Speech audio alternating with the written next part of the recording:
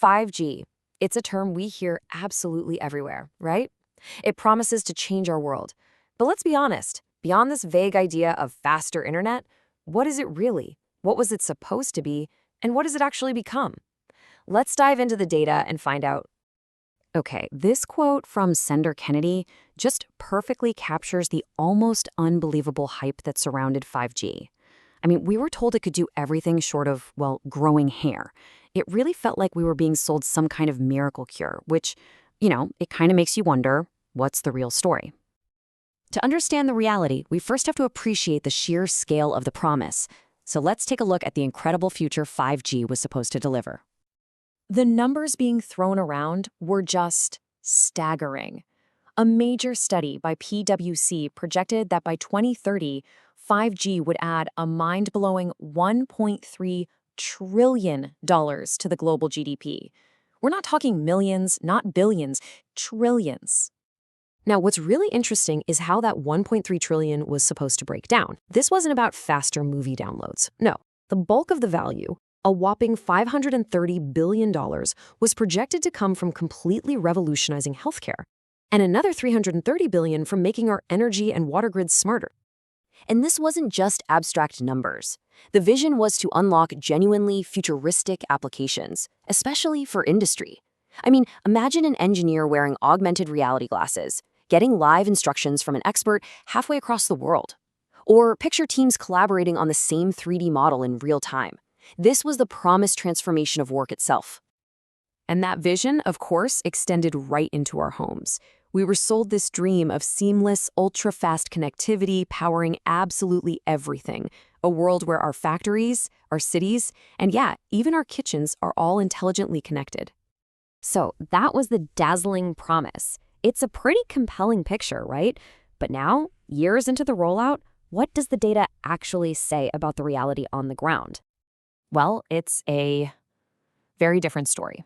A deep dive into U.S. county-level data by the Phoenix Center found, zero measurable economic impact. No boost to jobs, no wage growth, no GDP bump. Just a flat line where there was supposed to be a rocket ship. So here's the crucial point. It's not just academics who are skeptical. A recent PwC survey of telecom CEOs, the people actually building this stuff, found that nearly half, 46% of them, believe their own companies won't be economically viable in a decade if they stay on their current path. When the people building the network are worried, there's a serious gap between the hype and the return on investment. Okay, so if the trillion-dollar economic promise hasn't materialized yet, why the mad rush? This massive gap between hype and reality, it raises a huge question. What is this high-stakes, multi-billion-dollar race really about? It turns out this is much more than a technological upgrade. It's a new kind of superpower race, but this one's different from the space race or an arms race. This is a race to build the foundational operating system for the 21st century economy. The U.S. sees control of this system as a critical national security issue, and it's lobbying allies to avoid Chinese tech.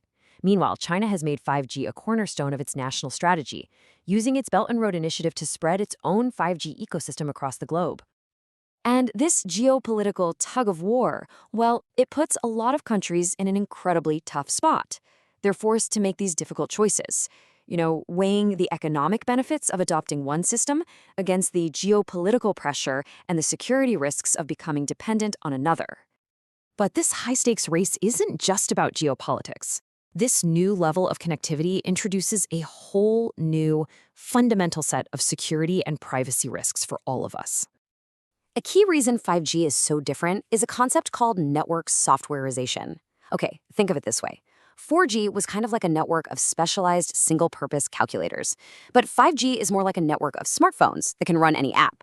This makes them incredibly powerful and flexible, but it also opens the door to a whole new world of software vulnerabilities. And according to a study for the European Parliament, this new software-based ecosystem introduces some really serious challenges. The massive increase in data makes it way harder to spot malicious activity. Cyber attacks can spread faster and wider. And critically, there's a lack of common, mandatory security standards across the globe.